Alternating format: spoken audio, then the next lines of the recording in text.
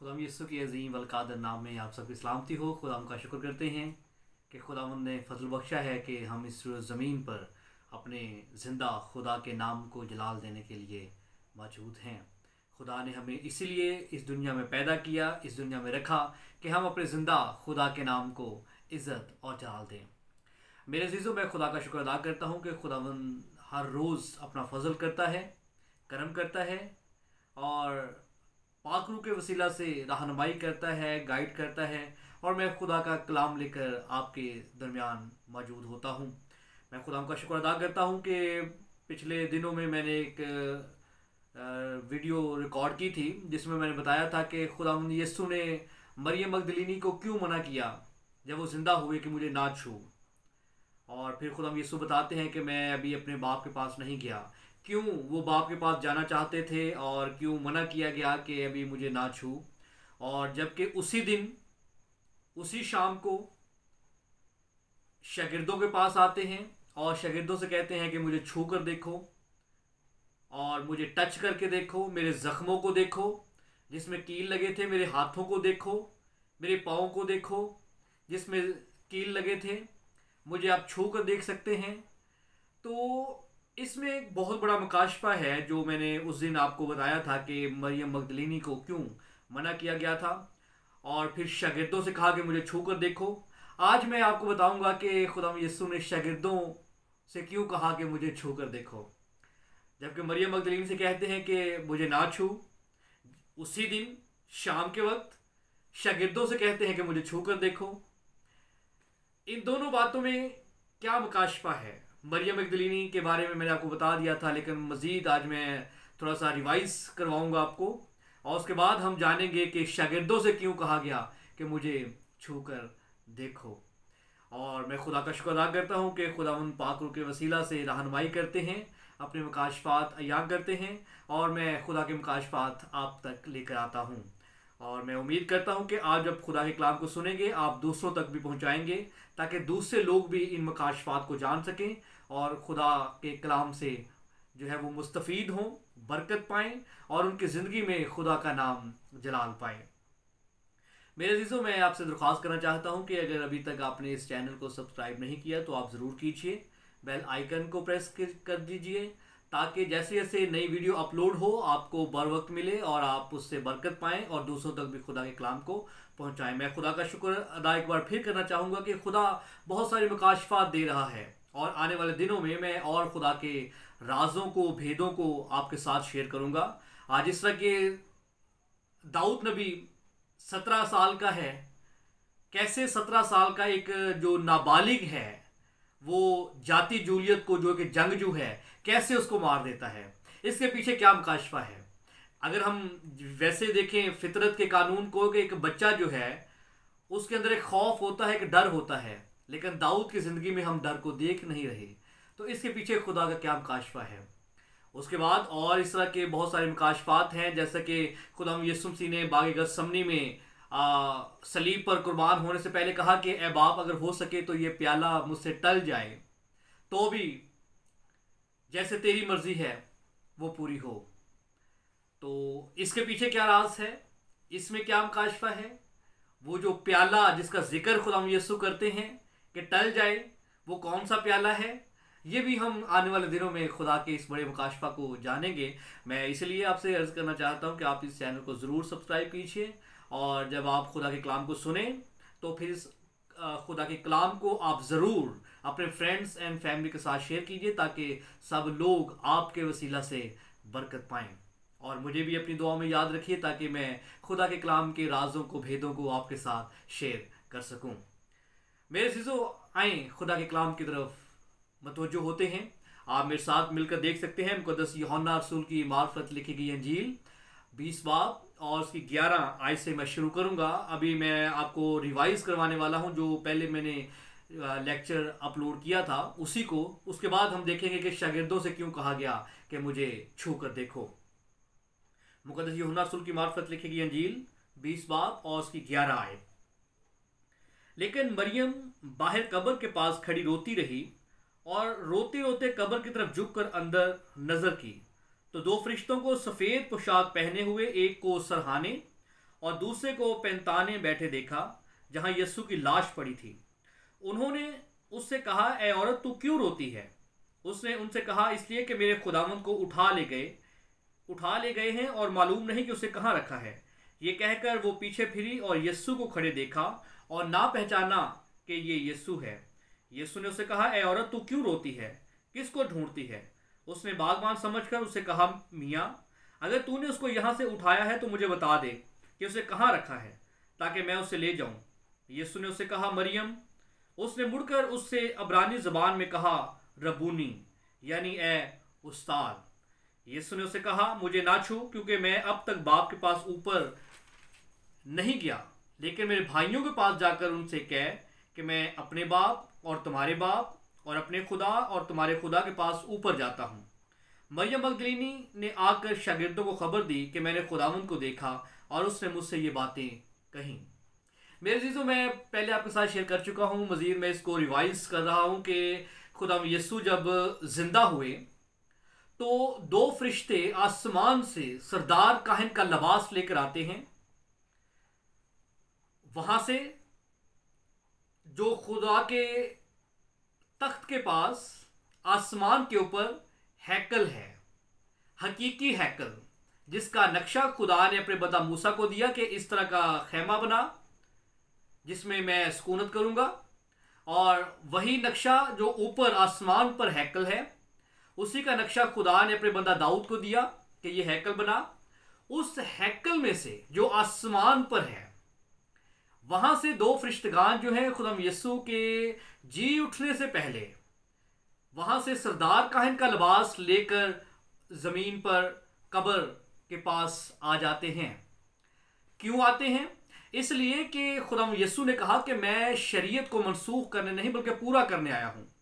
हम ये जानते हैं कि जब खुदा यीशु ने सलीब पर जान दे दी तो कफारा मुकम्मल हो गया।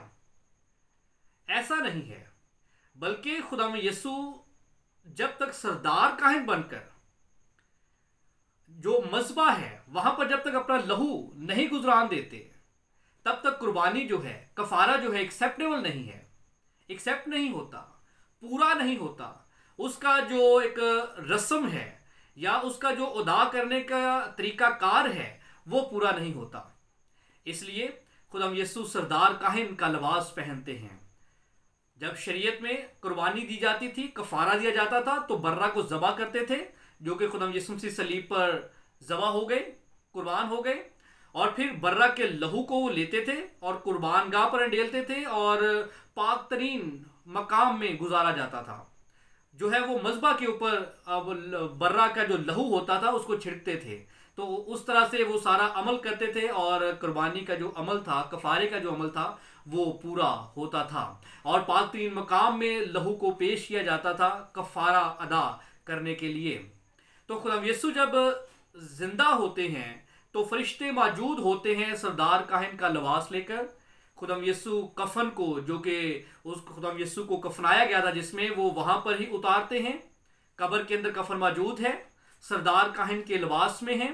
और जब कोई भी सरदार काहिन तैयार हो जाता था पाक तरीन मकाम में जाने के लिए या कफारा देने के लिए, तो जब वो तैयार हो जाता था, सरदार काहिन का लिबास पहन लेता था, तैयारी कर लेता था, तो उसके बाद कोई भी शख्स सरदार काहिन को छू नहीं सकता था।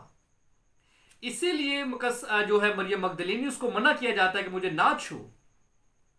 क्यों सरदार काहिन को नहीं छू सकते थे? इसलिए क्योंकि उस वक्त वो पाक हो जाता था, क्योंकि वो अपना कफारा पहले अदा करता था, वो खुद पाक हो जाता था, उसके बाद वो कौम का कफारा देने के लिए जो है वो रेडी होता था। इसीलिए उसको कोई भी शख्स छूता नहीं था, हाथ नहीं लगा सकता था कि सरदार काहिन नापाक ना हो जाए, उसके कपड़े जो हैं वो नापाक ना हो जाएं, ताकि कहीं ऐसा ना हो कि जब वो पाक तरीन मकाम में जाए तो वहां पर खुदा का गजब, खुदा का कहर उस पर नाजिल हो और वो मर जाए। इसलिए सरदार काहिन को कोई छूता नहीं था, उसको कोई हाथ नहीं लगा सकता था। वो पाक खुद पहले होता था, उसके बाद वो पाक तरीन मकाम में कफारा देने के लिए जाता था। इसीलिए अब जबकि खुदा यीशु सरदार काहिन का लिबास पहन चुके हैं, अब वो पाक जो है वो पाक तरीन लिबास को पहन चुके हैं और वो तैयार हैं कि अब जो है वो बाप के पास जाएं। काहिन जो जमीन पर होते थे वो पाक तरीन मकाम में जाते थे, लेकिन ये जो काहिन जो खुदाम यस्सु है ये पाक तरीन मकाम में जमीन वाले में नहीं जा रहे, बल्कि वो आसमान पर बाप के पास डायरेक्ट जाने वाले हैं। इसीलिए जबकि वो तैयार हैं जाने के लिए आसमान पर, तो इसलिए वो मरियम मगदलीनी को मना करते हैं कि मुझे ना छू, ताकि मैं अपने जो कुर्बानी के अमल को, कफारा के सारी रस्म को, कफारा के सारे तरीकाकार को अदा कर सकूं और सारी शरीयत को पूरा कर सकूं। इसीलिए मरियम मगदलीनी को मना किया जाता है कि मुझे ना छू। अब मजे की बात यह है कि मॉर्निंग के टाइम, सुबह के वक्त मरियम मगदलीनी को मना किया गया, लेकिन उसी दिन उसी शाम को शागिर्दों को खुदाम यीशु कहते हैं कि मुझे छू कर देखो। तो अब इसके पीछे क्या मुकाशफा है, आज हम ये जानेंगे। तो इसके लिए आप मेरे साथ खुदा के कलाम में से देख सकते हैं।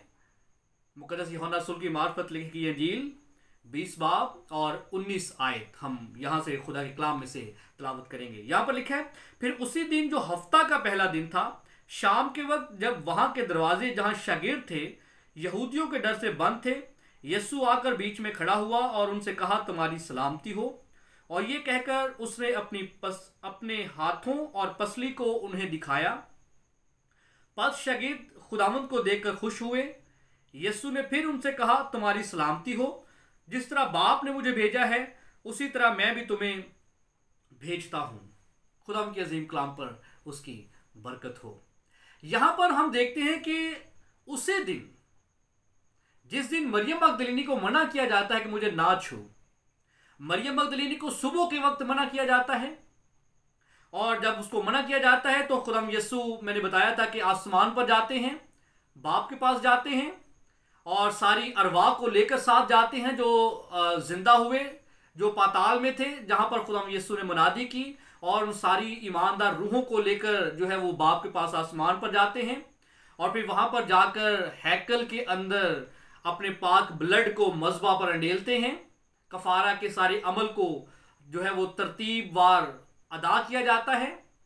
उसके बाद जब ये सारा काम खुदाम यीशु कर लेते हैं, ये सुबह के वक्त मरियम मगदलीनी को मना किया गया है, खुदाम यीशु आसमान पर चले गए हैं सारे मुकद्दसीन की रूहों को लेकर, वहां पर मज़बा के ऊपर अपने पाक ब्लड को अंडेलते हैं, आसमान को पाक करते हैं और उसी दिन शाम को फिर वापस जमीन पर आते हैं, शागिर्दों के दरमियान आते हैं। अब शागिर्द जो हैं वो खौफ, घबराहट और मायूसी के साथ एक कमरे के अंदर बंद हैं और उन्होंने दरवाजे बंद किए हुए हैं कि कहीं ऐसा ना हो कि यहूदी हमें भी आकर सलीब ना दे दें, हमें भी आकर संसार ना कर दें, हमें भी आकर जो है वो परेशान ना करें, या ऐसा कि हमें अपनी जान जो है वो गंवानी ना पड़े। वो बहुत परेशान हैं, मायूस हैं, अफसुर्दा हैं, क्योंकि उनका जो खुदावंद है, उनका जो रबी है, उनका जो उस्ताद है, वो जो है वो कुर्बान हो चुका है, वो सलीब पर अपनी जान दे चुका है, कब्र में दफनाया गया है, अब वो जिंदा हो चुका है और बहुत सारे जो है वो गवाह हैं इस बात के कि वो जिंदा हुआ है। अब शागिर्दों को इस बात की समझ नहीं आ रही। शागिर्दों को फरिश्ते नजर आ रहे हैं जो ये बयान कर रहे हैं कि वो जिंदा हुआ है। औरतें जो कब्र पर गई हैं वो बयान कर रही हैं कि वो जिंदा हुआ है। शागिर्द इस सारी कशमकश के अंदर हैं, परेशानी के आलम में हैं, उनके ऊपर हू का आलम है, बहुत ही उदास हैं, बहुत ही मायूस हैं, हत्ता कि बहुत ही परेशान हैं। वो करें तो करें क्या, समझ में कोई बात नहीं आ रही। कोई कह रहा है कि वो जिंदा हुआ है और कोई कह रहा है कि उसकी शागिर्द आए हैं, उसकी लाश को चुरा कर ले गए हैं। आप देख सकते हैं मुकद्दस मत्ती रसूल की मार्फत लिखी गई इंजील 28 बाब 11 से 15 आयत मैं आपके सामने पढ़ना चाहूँगा। वहाँ पर हम देखते हैं कि क्या लिखा है जिसकी वजह से शागिर्द परेशान हैं। मुकद्दस मत्ती रसूल की मार्फत लिखी गई इंजील 28 बाब और 11 से 15 आयत है। जब वो जा रही थी तो देखो पहरे वालों में से बाज ने शहर में आकर तमाम माजरा सरदार कहनों से बयान किया, और उन्होंने बुजुर्गों के साथ जमा होकर मशवरा किया और सिपाहियों को बहुत सा रुपया देकर कहा, यह कह देना कि रात को जब हम सो रहे थे उसके शागिर्द आकर उसे चुरा ले गए, और अगर ये बात हाकिम के कान तक पहुंची तो हम उसे समझाकर तुमको खतरा से बचा लेंगे। बस उन्होंने रुपया लेकर जैसा सिखाया गया था वैसा ही किया, और ये बात आज तक यहूदियों में मशहूर है। अब शागिर्द जो हैं वो परेशान हैं। पहली बात तो ये है कि जिसको वो उस्ताद कहते हैं वो सलीब पर कुर्बान हो चुका है, कब्र में दफनाया जा चुका है। अब औरतें कह रही हैं कि वो जिंदा है। इवन के शागिर्द जो वहां पर जाते हैं वहां पर फरिश्ते उनको बताते हैं कि वो जिंदा है, और खुदाम यीशु जिंदा होने के बाद अपने शागिर्दों को पैगाम भेजते हैं कि मैं अपने खुदावन और तुम्हारे खुदावन के पास ऊपर जा रहा हूं, मेरे भाइयों को खबर दो। तो इसके साथ साथ अभी वो इस परेशानी के अंदर ही हैं। उनको एक और अजीब खबर मिल जाती है। जब खुदाम यीशु जिंदा होते हैं तो आपको पता है कि खुदाम यीशु की कब्र के बाहर फकीयों, फरीसियों, यहूदियों ने पहरेदारों को बैठा दिया था कि कहीं ऐसा ना हो कि जैसे उसने कहा है यीशु मसीह ने कि वो जिंदा होगा और वो वाकई जिंदा हो, तो जब अगर वो जिंदा हो जाएगा तो ये तो हमारे लिए बड़ी मसले की बात बन जाएगी, हमारे लिए बड़ी परेशानी की बात बन जाएगी। तो कहीं फिर ऐसा ना हो कि शागिर्द आकर उसकी लाश को चुरा कर ले जाएं। वो सख्त पहरा जो है वो खुदाम यीशु की कब्र पर लगा देते हैं। लेकिन खुदाम यीशु जब जिंदा होते हैं तो कब्र का पत्थर हट जाता है, पहरे वाले जो है वो भाग जाते हैं। वहां पर क्योंकि बाइबल में भी उनका जिक्र नहीं आता, वो कहां गए, वो भाग गए, क्योंकि नूर इतना था, जलाल इतना था, वहां पर खुदा का जो है वो रोब और दबदबा इतना था कि वो जो पहरेदार हैं वो बर्दाश्त नहीं कर सके, वो भाग गए वहां से, और खुदाम यीशु जिंदा होते हैं। अब जब वो जो निगाहबान थे, वो पहरे वाले थे, वो आते हैं बुजुर्गों के पास जो फकी फरीसी हैं, जो शरीयत के आलम हैं, जिन्होंने खुदाम यीशु को सलीब पर चढ़ाया, उनके पास आते हैं, उनको बताते हैं कि खुदाम यीशु तो जिंदा हो गए हैं। तो वो भी बड़े परेशान होते हैं कि ये कलाम तो सच साबित हुआ जो उसके मुंह से निकला था, अब हम क्या करें। वो उन सिपाहियों को रिश्वत देते हैं, बहुत सारा पैसा देते हैं कि आप लोग कह देना कि जब हम सो रहे थे उसके शागिर्द आए और लाश को चुरा कर ले गए। अब इनकी बात छोड़ें, मैं जो बात कर रहा हूं, शागिर्द पहले परेशान हैं कि औरतें कह रही हैं कि वो जिंदा हुआ है, फरिश्ते कह रहे हैं वो जिंदा हुआ है। तो इसके साथ साथ अब जो मुल्क के हाकिम हैं उन्होंने शागिर्दों पर एक और इल्जाम लगा दिया है कि उसके शागिर्द उसकी लाश को चुरा कर ले गए हैं। ये एक चोरी का इल्जाम लग गया है। तो वो पहली बात है कि वो कौन से शागिर्द हैं जो चुरा कर ले गए हैं, और अगर किसी ने चुराया है तो उसका तो हमें पता नहीं, लेकिन चूंकि शागिर्द वो कहते हैं कि हम खुद हैं, तो इसका मतलब है कि चोरी का इल्जाम हम पर लगेगा, हमें जेल में डाल दिया जाएगा, हमें जो है वो हो सकता है कि मार दिया जाए, हमें कैद खाना में डाल दिया जाए। वो इन सारी बातों से परेशान हैं, मायूस हैं, अफसुर्दा हैं, गमजदा हैं, और एक कमरे के अंदर उन्होंने अपने आप को बंद कर लिया हुआ है। मरियम मगदलीनी को खुदा यीशु ने कहा कि मुझे ना छू, क्योंकि मैं अभी अपने बाप के पास नहीं गया। जब वो बाप के पास जाते हैं, आसमान पर सारा कुर्बानी का अमल, कुर्बानी की सारी रस्म, सारे तरीकाकार को अदा कर देते हैं। उसके बाद वो जमीन पर वापस उसी शाम, उसी दिन की शाम को वापस आते हैं। शागिर्द जो डर के मारे कि हम पर चोरी का इल्जाम भी लगेगा, अब तो हमारा उस्ताद भी हमारे साथ नहीं है, क्या बनेगा हमारा, क्या होगा। पहले ही हम में से एक शागिर्द गिरदार निकला था, यहूदा इस्करियोती, तो वो समझेगा कि बाकी भी सारे ऐसे ही हैं। तो वो बहुत परेशान हैं, उन्होंने अपने आप को कमरे में बंद किया हुआ है। उसी दिन, उसी शाम को खुदा यीशु उनके दरमियान आ मौजूद होते हैं। अब जब खुदा यीशु उनके दरमियान आ मौजूद होते हैं, एक और ज़बरदस्त जो है वो एक क्या कहते हैं सीन रूनुमा होता है। पहली बार जैसे मैं बार बार बता रहा हूं कि वो परेशान है क्योंकि उनका उस्ताद, उनका खुदावंद सलीब दिया जा चुका है। औरतें फरिश्तगान कह रहे हैं कि वो जिंदा है। अब जो हाकम हैं, जो बुजुर्ग हैं, जो फ़कीह फरीसी हैं, वो इल्ज़ाम लगा रहे हैं कि शागिर्दों ने लाश को चुरा लिया है, इन्होंने चोरी की है। और अब जब खुदाम यीशु उनके सामने मौजूद होते हैं तो एक और जो है वो बड़ा अजीब मंजर होता है कि वो समझते हैं कि ये तो कोई हम किसी रूह को देख रहे हैं। तो खुदावंद यीशु तो कब्र के अंदर थे, तो ये कौन है? ये तो शायद हम किसी रूह को देख रहे हैं। आए मेरे साथ आप देखिए मुकद्दस लूका रसूल की अंजील 24 बाब 36 आयत। ये बड़ा ज़बरदस्त मंजर है। शागिर्द बहुत परेशान हैं। परेशानी के ऊपर एक और परेशानी, जब खुदाम यीशु, दरवाजे बंद हैं, खिड़कियां बंद हैं, बहुत अच्छी तरह से उन्होंने अपने आप को लॉक किया हुआ है, कमरे के अंदर बंद किया हुआ है, और बंद कमरे के अंदर खुदाम यीशु मौजूद होते हैं, तो वो और ज़्यादा परेशानी और जो है वो घबराहट के अंदर मुब्तला हो जाते हैं। मुकद्दस लूका रसूल की अंजील 24 बाब है और उसकी 36 आयत है। यहाँ पर क्या लिखा है? वो ये बातें कर ही रहे थे कि यीशु आप उनके बीच में आ खड़ा हुआ और उनसे कहा, तुम्हारी सलामती हो। मगर उन्होंने घबरा कर और खौफ खाकर यह समझा कि किसी रूह को देखते हैं। लीजिए और मुसीबत।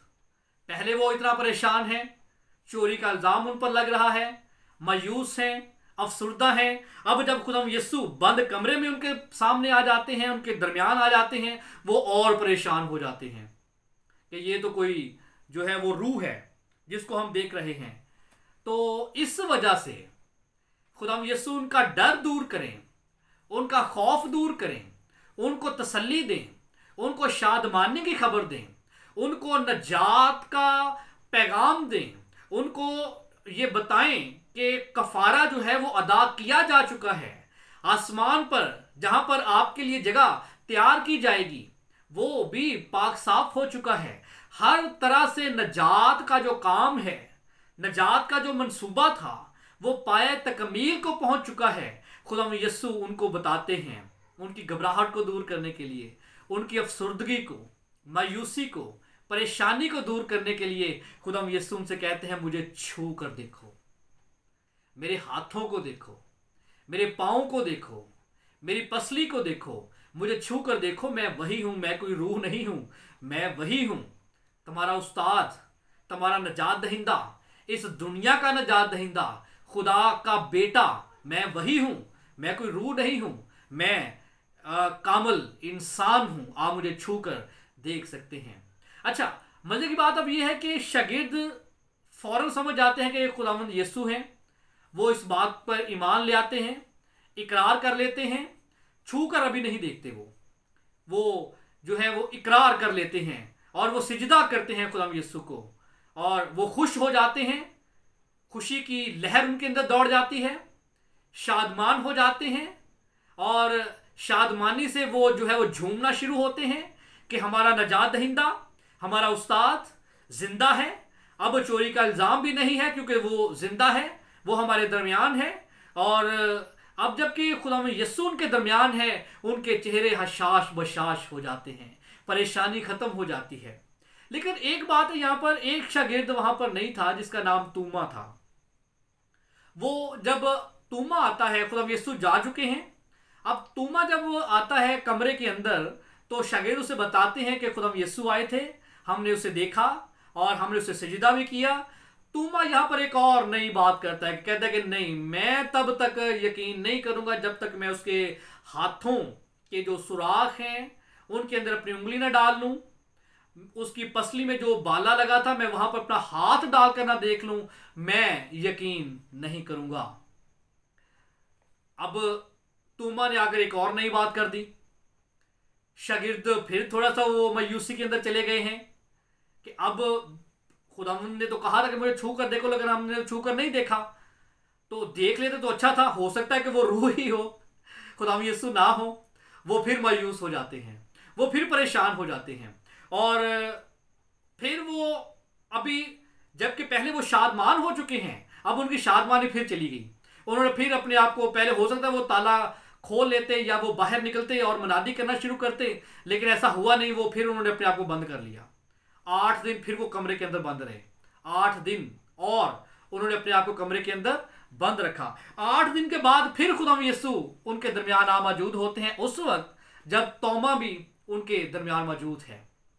जब खुदाम यीशु वहां पर आते हैं, तोमा वहां पर है, सारे शागिर्द वहां मौजूद हैं। खुदाम यीशु उनसे कहते हैं तुम्हारी सलामती हो, तोमा आजा, ये मेरे हाथ हैं, अपनी उंगली डालकर देख ले, ये मेरी पसली में बाला लगा है, अपना हाथ डालकर देख ले। और फिर वो खुदाम यीशु को छूता है, फिर वो खुदाम यीशु को टच करके देखता है। खुदाम यीशु वहां पर जो है वो अपना आप उस पर जाहिर करते हैं और फिर वो ईमान लेकर आते हैं। फिर सारे के सारे शागिर्द उसे सिजदा करते हैं, खुदाम यीशु को सिजदा करते हैं और शादमानी और मुस्कुराहट और एक अजीब जो है वो खुशी, उनके अंदर खुशी की लहर दौड़ जाती है और वो शादमान हो जाते हैं और वो जिंदा खुदा का शुक्र करते हैं और उसकी ताजीम करते हैं। मेरे अजीजों, ये वजह थी कि मरियम मगदलीनी को मना किया, क्योंकि अभी शरीयत का अमल, कुर्बानी का अमल, कुर्बानी की रस्म अभी बाकी थी, सरदार काहिन के लिबास में थे, इसलिए मरियम मगदलीनी को मना किया जाता है। अब जबकि वो सारा कुछ खुदाम यीशु कर चुके हैं, कुर्बानी कफारा अदा कर चुके हैं, रस्म पूरी कर चुके हैं, शरीयत को पूरा कर चुके हैं, उसी दिन शाम के वक्त शागिर्दों के पास आते हैं और उनसे कहते हैं कि मुझे छू कर देखो, क्योंकि वो यकीन नहीं करते, वो परेशान हैं, वो मायूस हैं, वो समझ रहे कि शायद चोरी का इल्ज़ाम हम पर लग गया है, और लगा भी था, और जो है वो मायूस हैं, परेशान हैं कि जिसके ऊपर हमारा सहारा था, जिसके ऊपर हमारा तकिया था, वो अब हमारे दरमियान नहीं है। इसलिए खुदा यीशु से कहते हैं उन शागिर्दों को कि ये मत समझो कि जिसको आप देख रहे हैं कि वो कोई रूह है, मुझे आप छू कर देखो, मेरे हाथों को देखो, मेरी पसली को देखो। और जब वो देखते हैं, छू लेते हैं, ईमान रखते हैं, यकीन रखते हैं, और खुदा यीशु एक बात कहते हैं, तोमा तू तो देख कर ईमान लाया है, मुबारक है वो जो बगैर देखे ईमान लाएंगे। मेरे अजीजों, हम वो लोग हैं जो बगैर देखे ईमान लाए हैं। हमने खुदा यीशु के हाथों में जो है वो अपनी उंगली नहीं डाली, पसली में अपना हाथ नहीं डाला, हमने सुनकर ही कि खुदा यीशु इस दुनिया में आए, खुदा ने अपने प्यारे बेटे को भेजा जिसने हमारे लिए कफारा दिया, जबकि हम कोई कौम ना थे, हम भटके हुए थे। खुदा ने अपने प्यारे बेटे को भेजा जिसने हमारे लिए कफारा दिया, हमारे लिए अपना खून बहाया, अपने हाथों पैरों में जख्म लिए, और उसने सर पे कांटों का ताज पहना। आज हम ये सब कुछ सुनकर जो है वो ईमान लाए हैं, इसलिए आज हम उन शागिर्दों से भी ज्यादा मुबारक हैं। और मेरे अजीजों, खुदा यीशु के जो जख्म हाथों में लगे थे, पसली में जो बाला लगा था, और सर में जो कीलों के वो कांटों के निशानात थे, मैं आपको बात बताऊं, वो निशानात आज भी मौजूद हैं। खुदा यीशु के हाथों में आज भी कीलों के निशान मौजूद हैं। खुदा यीशु के पाँव में आज भी कीलों के निशान मौजूद हैं। खुदा यीशु की पसली में आज भी बाले का निशान मौजूद है, और वो अब्दाबाद तक वो निशान मौजूद रहेंगे, और हमें इस बात की याद दिलाते रहेंगे कि हमारे खुदा ने हमारे लिए कफारा दिया है। मैं कैसे वसूख के साथ कह रहा हूं कि अभी भी निशान मौजूद हैं। आपके किसी भी जिस्म के हिस्से पर जख्म का जरा सा निशान लग जाए, चोट लग जाए, जख्म लग जाए, तो उसका निशान जाता नहीं है। तो जिसके हाथों में से ही कील दूसरी तरफ से निकल गए, जिसकी पसली को छेद दिया गया, जिसमें सारे का सारा हाथ अंदर जा सकता है, वो जख्म कैसे भर सकते हैं? वो कामल इंसान था। जब उसने जान दी तो वो खुदा नहीं था, वो कामल इंसान था जिसने कोई गुनाह नहीं किया था। उसके जख्म आज भी उसके हाथों में हैं, उसके पाँव में हैं, उसकी पसली में हैं, उसके सर पर हैं, और हमें इस बात की याद दिलाते रहेंगे कि वो हमारे लिए कुर्बान हुआ था, वही हमारे लिए नजात दहिंदा है, वही हमारे लिए कफारा अदा करने वाला ठहरा। मेरे अजीजों, आए आज हम उस कफारा देने वाले को, जिंदा खुदा को, यीशु मसीह को अपनी जिंदगी में दावत दें, एक्सेप्ट करें उसे, कबूल करें उसे, ताकि हम उसके जो खून को अपनी जिंदगी में लें, ताकि हमारे सारे गुनाह मिट जाएं। हमारे सारे गुनाह, खुदा ने हमारे गुनाह बख्श दिए हुए हैं, लेकिन जब हम दोबारा गुनाह करते हैं तो हमें ज़रूरत है कि हम सलीब के पास आएं, अपने आप को खुदा यीशु के लहू में छुपाएं, ताकि हम फिर गुनाहों से पाक साफ हो जाएं और नजात दहिंदा को अपनी ज़िंदगी में दावत दें। ये वजह थी कि खुदा यीशु ने अपने शागिर्दों से कहा कि मुझे छू कर देखो। आज हम मुबारक हैं जो बगैर देखे और बगैर छुए ईमान लाते हैं और ईमान लाए हैं। खुदा ने हमें हमेशा की ज़िंदगी बख्शी है और खुदा ने हमें यह शर्फ बख्शा है कि हम इसराइल के जो है वो कबीलों का तख्तों पर बैठकर इंसाफ करेंगे। लिहाजा मेरे अजीज़ों, आए जिसने हमारे लिए अपनी जान दी है, जिसने मेरे और आपके लिए अपनी जान दी है, जिसने अपनी ज़िंदगी हमारे लिए वक्फ कर दी, जिसने हमारे लिए कफ़ारा दिया, आए उसको कबूल करें और तौबा करें, नजात पाएँ, ज़िंदगी पाएँ और अपनी ज़िंदगी खुदा यीशु के जो है वो मुताबिक गुजारें ताकि हम खुदा से हमेशा की ज़िंदगी पाएँ। खुदावंद आप सबको कसरत से बरकत दे। God bless you. आमीन।